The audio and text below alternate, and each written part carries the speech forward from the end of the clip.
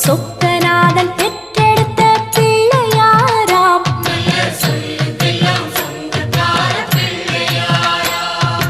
கைலாய மலைய விட்டு தெற்கே வந்தாராம்.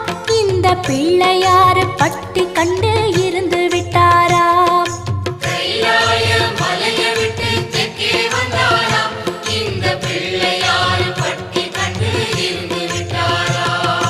கணபதியார் வந்தாரம்மா, நம்ம உறவாக நின்னாரம்மா.